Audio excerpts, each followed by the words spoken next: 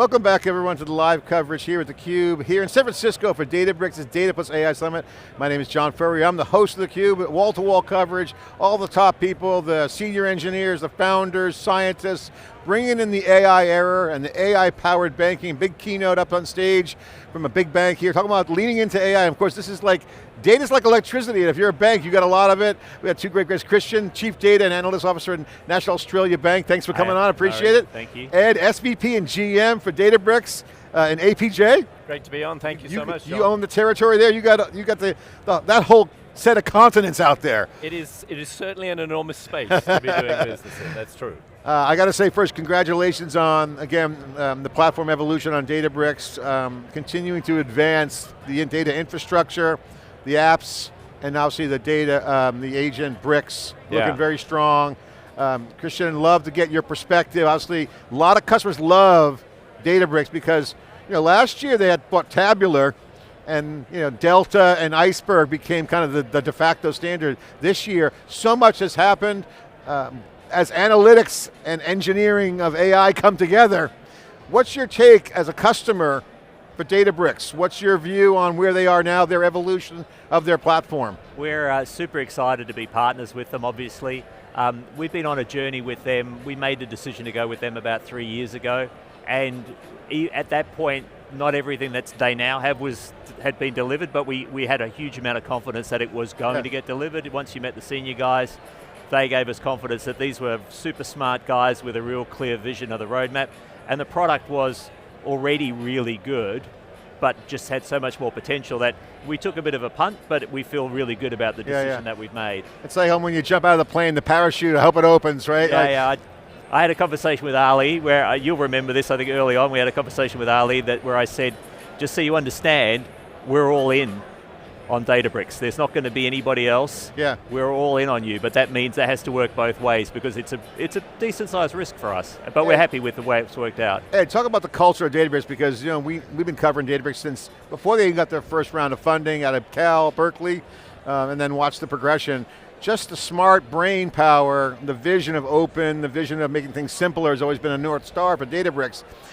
You got to be pretty happy to see that, but all in bet puts a lot of pressure on the Databricks team and the engineers, and they like to get the use cases because they're learning from them. Share that cultural kind of vibe there. I think these were vibe codings last year, now it's engineering this year. So engineer, good answer there. I mean, we love to be working with the National Australia Bank, and it's true that all in and all of the seriousness that comes with that puts a lot of pressure on you, but without that clarity of purpose, John, you don't get things done. And so when customers say to me, this is a big journey that we're embarking on, how are we successful in the AI space? The key ingredient is clarity of purpose. Do you have the will and the fortitude to burn the boats, to leave the way that you did it behind you, and to move forward on this journey? And then the other thing I'd say is, we're constantly challenged by the National Australia Bank, and we constantly challenge them back, and it's just an amazing partnership. When you can work together for 3 or 4 years with enormous clarity of purpose to get something done, you can achieve incredible things. Christian, talk about the process. Change management is the hardest thing to do. You have to burn the boats in some cases, say, there's only one path but forward. We're going to survive. 100%. When I joined, we had 2 legacy data warehouses, plus one that we'd built ourselves in the cloud. We're a very cloud native bank. We think we're the second highest cloud adoption bank in the world, so 83% of all of our workloads are on the cloud. But we'd already had one go at building a cloud base, and you come in and you go, okay, well you've just invested all this on this cloud-based thing, you've got all these we're going to park all of that, and we're going to change direction. It's a huge, huge shift. Had huge support from the CEO and from my boss. I've got 2 bosses, the CIO and the COO. Made a big difference, but it was hard work. You had to grind it out. We shut down Teradata, 26-year-old estate. We shut that down in the first 2 years, moved everything into Databricks. It was a huge achievement. Every one of those things, every step was a battle. And I can tell you, grind is a good word. We were a month out from turning it off, and we'd done all the comms, and somebody from somewhere emailed us and said, I don't think I've got a use case on that, and you can't turn it off. And we're like a month out of all this, and it's still, you still every day battle. The team did an amazing job to turn it off. But 26 years, a 26-year-old warehouse migrated. Beat it with a stick. 100%. The grinding, there's always that one straggler. So this is migration pain. If you look at today's announcements, migration has definitely stepped up its game in terms of some of the tooling. Yeah. Have you been part of some of the projects? Because a lot of their new stuff has been test rolled with customers. Which have you been involved in? We've been. I often say to Databricks, I'd love to live in a world where you're no longer on my critical path. So, Ed will tell you the number of conversations we've had where, when's this coming? We're waiting for it. We said we said April. It's a good, healthy tension. Carries a stick back into Databricks. Let's go. But as Ed says, it's a partnership, right? You understand that not everything comes when it needs to come, but it often does come, and when it comes, it's always really, really strong and really powerful. So. Yeah, Jonathan Frankel was just on. He's the chief science, came from Mosaic. He and I were just talking. He was saying he's fascinated with reading old computer science manuals from the 70s. I'm like, okay, first of all, that's wrong generation, that's punch cards. But the theory at that time was programming, no matter how much you coded, it didn't matter because you couldn't go very fast. Right. But once the speed came, his point was that the engineers didn't know what to do because they've never seen speed before. So like we're kind of in an era now where you got all this new capability. It's an unknown that you're moving into, so you got to move fast, but you got to understand what's going on. It's a whole nother world, so we're seeing that same kind of environment. 100%. But also, one of the things we're seeing too is that the great thing about Databricks, particularly as all the new functionality comes on, is we can move away from coding to configuration. Yeah. And that makes a huge difference for us in terms of the amount of workload and the standardization. That's been a really important part of the process as well. I got to add. John, you also mentioned though, at the beginning of our discussion, this notion of data like electricity. Yeah. And so that's what Christian made completely clear to us up front. He said, no, I want data to flow like electricity through the National Australia Bank and then to be able to have the business extract value from it at any point in that. And so the mission was clear, right? How do we get everything real time? How do we get everything moving at speed through the bank, and how do we remove anything that's in the way? And so that just made it a lot easier to say, okay, well, we now have declarative frameworks for ingestion and pipelines. We now have ways to connect to source systems. It just made it a lot simpler. Ed, great point. Christian, electricity, and he mentioned the word value extraction. Yeah. Sometimes we get caught into the value creation side of things, but if you don't have the extraction, you're in that business. You live to create an environment so that value can be created, that they create, you take their creation, you create value and you extract it. Yeah. How do you think about the value extraction from your perspective? Like the first thing I'd say in what I do is, because we're trying to solve a problem that the whole bank has, and it's really easy to get hung up on the particular use case. And as soon as if I get hung up on a particular use case, the whole organization starts to say, okay, well, what would it take to deliver that use case? And you keep having to bring them back out and say, no, I'm trying to create a platform that solves for all use cases. And I think if you can hold the line on that long enough, you get to a point where you start to really deliver value. And the interesting thing is, we've got now so much data on Databricks that people who come to us to do new things, I've got a great example. We have a use case where it needs 43 sources worth of data, which is quite a lot. So different core banking systems need to combine. We've got 40 of those sources already on Databricks that we can reuse. We need 3 more. So the bill for them to do that work has gone from tens of millions of dollars to fraction of that. That's right. So this is a really big point about platforms and leverage and reuse, operating leverage and reuse. Yeah. The old days of silos, that's my budget, whoa, stay in your lane. Hate that word, stay in your lane. When I hear that, I'm like, whoa, this is fighting words. Stay in your lane, there's no lanes. But if you have that foundation, that lake, now lake-based and these other things, you're enabling a foundational service. Data like electricity. Yeah. That's the thing. The reason we came up with, at least my version of it was, when we came up with it was, you don't want to spend any time thinking about it. Like if you like electricity, you just think it's going to be there and you plug it in and away you go. 100%. It's the most valuable thing I think you can do is to make data disappear as a problem. All right, so talk about data governance, because you're in the banking business, so you live this. Yeah. We're hearing a lot here about governance built in, a lot of this AI is going to take care of that. What are you seeing on the whole governance, compliance, regulation, that being kind of agent-driven, human, we love, judges. We love Unity Catalog. Like it's our superpower for any time somebody says to us how you control, like Unity Catalog, it gives us column level, row level access control to our sensitive personal information, our private information. We have geographical restrictions on some country. Unless you operate in a particular country, you're not allowed to see data. Like all of that we control through Unity Catalog. And the arguments about, we've got all this legacy estate, the heritage estate that we need to fix.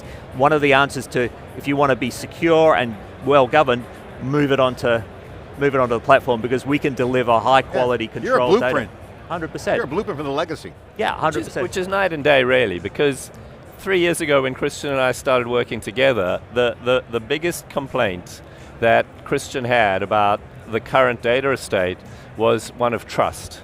That the business is losing trust in the quality and the heritage and the lineage of the data.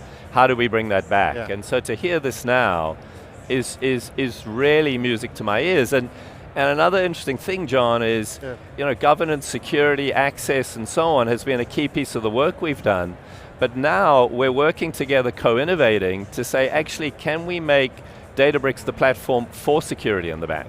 Can we make Databricks the way that the bank ingests data from all the machines and various capabilities and become that data platform? The theme here at the show is evaluation. Evaluate the models, evaluate your security posture. Yeah. You don't have to kill innovation to maintain a posture.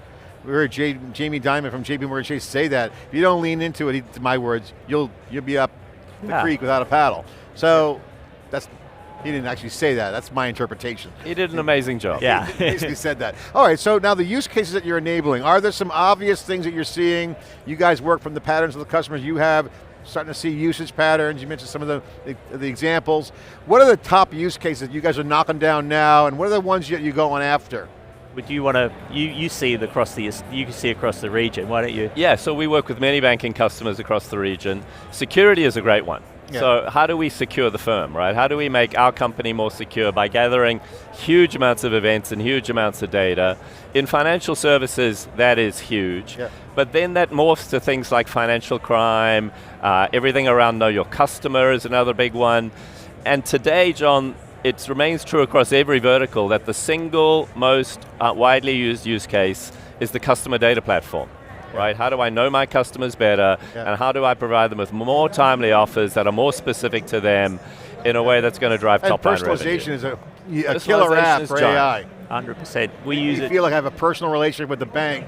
They know me. 100%. Not you know the customer, but from a regulatory, perspective, but more from a service for them. Yeah, of course. I mean, why wouldn't they? Of course, and I would imagine that the marketing team at the National Australia Bank is excited about that. Yeah, 100%. We use it to feed our personalization engine, and it makes a huge difference, because the more information, the more data you can get in there, the more targeted you can be about when you need to talk to a customer and what to talk to them about. Ed and Christian, I love the story here. It's a transformation story. Talk about the origination. First meeting, Databricks guys are coming in, I wish I could remember. They're full of, I got to hear the pitch. I'm over the top. I mean, that's not how it went down, but they talk about the progression. Look, the mile markers, where was the points where you guys had, you saw, okay, we achieved this, now let's start again. Was there a pattern, was there a progression that you could talk about? There was, I think coming in, I mean, it's hard to, you can imagine when you arrive, and as Ed said, there was a huge, I always say to people, there's a reason why I arrive at a job, right? It's not because everything's going really well and all you need to do is, I'm coming, so there's a problem, you need to fix it. We talked about the trust issue. The organization had lost trust in its ability to deliver. And so, you come in and there's a whole bunch of stuff going on, very quickly realize that what we built, what was, the cloud thing that we just built wasn't going to be the way forward model. So you're very early on looking at some enormous decision to say, if I have to put that in containment, that's imagine coming into a new job, building credibility, and you have to go, I'm going to put that into containment. And so I think at that point there was a pilot running already that had been spun up before I arrived, and I very quickly got into that. And I'm a super skeptical guy, as Ed will tell you. So you came in, you had to do an assessment. You saw some you had to go triage mode? Were you in kind of that mindset? Like I've got people issues, I've got tech issues, I've got I've got demand issues. I'm trying to sort through it all. And I remember the room I was in where I can tell you where it was, but I walked into the room and we had a sort of Databricks briefing for me. And I went, and I'm really hard guy to impress, and I went, there is something here. And then you go, okay, I might have a light. I might have a light on the hill here. Like, of all the many things I've got to try and solve, I might have something here that I can work with. And then you keep digging, and as you get closer and closer to it, you think, actually, there's something real here. And it might not be, if you think about all the things we wanted to do, did it tick absolutely every box? No. And then, but it ticked a lot of boxes, and you could see. You meet Ed and his Adam, I think, was the account manager, and you start to meet the senior guys and you start to say, actually, there's something here that's you can pull it off. They got the capability. Worth a bet, right? When was the burn the boats moment, or your turn? But when was the we're going all in moment? When did you guys? When you realized, okay, this is the path? Was there an epiphany? Did you fall out of your chair? Was it like you're in the shower? I tend to make decisions. On a hike? Once I'm convinced, I tend to make decisions relatively quickly. There was a burn the boats moment for getting off Teradata. There was a point where people said, I don't think we can do this, and it might, and Databricks is a bit, and I'm like, we're done. We're not renewing tell them we're not renewing the contract. There will be, so when, that was, and the forcing issue there was great because it really forced us to push hard. And once we knew there was no contractual cover for the expiry of Teradata, you thought you had people listening. Now the mob comes out. You weren't the most popular guy at that point. Probably, there's an interesting story. They got a new account. We got a new Teradata account manager. I'm not sure if I had to say this, but he wrote. I will anyway because we don't do. But he wrote an email to the CEO and said, "Your guys are crazy. They don't know what they're doing. They're putting your bank at all sorts of risks. It's out of control." That's a FUD bomb, basically. Fear, uncertainty, and doubt. Scare them. Cognitive dissonance. That was the highlight of my whole process, was getting the email. Then I got the email from the boss. We call him the boss, the CEO, that said, "This is for you to deal with. Thank you." Ed, stories drive movements. This is a great transformation story from your perspective at Databricks. This is kind of like what you do. How's everything else going on? I mean, obviously this is a big customer here, but this seems to be the story. You got to take chances. You got to understand risk. You got to see the path. You got to know your data. You got to know your situation. And you got to have great clarity of purpose. So business is great across Asia Pacific and Japan. We love the work that we're doing with the National Australia Bank, but it turns out markets in Japan and Korea and India and Southeast Asia are all leaning into this in a big way. So we feel very, very lucky to work in these markets. And a lot of the country regulations play nicely into your hand. You're saying about the sovereignty issues around, Unity Catalog is almost a secret superpower to manage the complexity of what the hell is coming next. So in Asia, for sure, we're meeting our customers where they are. They want us to be in their local countries, and so we have Databricks, as you know, on AWS, Azure, GCP, in each one of those countries, and we make sure that we serve them. But for sure, financial services, often because of the regulatory requirements, is our fastest growing vertical. How is the growth in APJ for you guys? What's the business look like? Give a quick minute, talk about some of the numbers, share some stats, if you can. So the business is great. I mean, it's a pretty simple business, right? We don't have a demand constraint, and so it's all about fixing the supply side of the business. The reality is, over the next few years, every single organization in Asia is going to move to a single unified cloud-based data platform where AI is a first-class citizen. That's almost become an inevitability around modern data architectures, and so my job is to say which markets are we going to prioritize, and then how do we make sure we've got all of the supply side capabilities in place to take on the seriousness of customers like the National Australia Bank and deliver them great outcomes over multiple years. And so we've been hiring huge numbers of people to do that. We've built out organizations in Korea, in Japan, in India, in Australia, New Zealand, in Southeast Asia, and we just see a lot of growth ahead. It's nice when you get a nice business model that's simple to understand, to replicate and repeat. John, at the end of the day, I only do two things. I acquire customers and I grow customers. I have a very simple job. I just happen to do it in a fantastic part of the world. Christian, you got a great partner in Databricks. What's next for you guys? What's on your agenda? What's the focus? Well, obviously, GenAI, agentic AI is a huge thing for us, as it is for everybody. and what has it been around for a couple of years now, and you think every time you step back you think, okay, I've got a handle on this, something else happens and it kicks up another gear. And so staying on top of that is probably a big issue for us at the moment. We're going to continue hydrating the platform. We want to get all of our data onto it and finish the job there. That's a big challenge for us. And really, I've said to my team now, because I run all the analytics, I do the producer and the consumer side, we actually need to really start pivoting towards, on the consumer side, getting the business now thinking about how do you run the business differently, how do you change the game in terms of using data.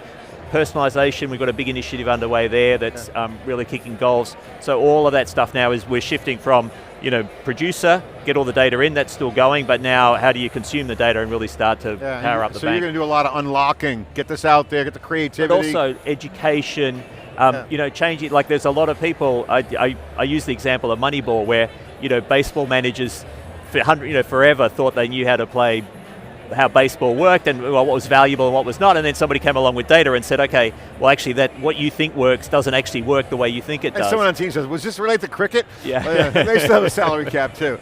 Gentlemen, thank you for coming on. I really appreciate it. Again, congratulations, Christian. Thank you for the conversation. Thanks for the story. No worries. Again, stories drive movement. The story here is transformation. Data like electricity in the banking area. It's about utility, but also growth, business growth and user value. I'm John for theCUBE. We'll be back with more coverage from our full day of coverage here after this short break.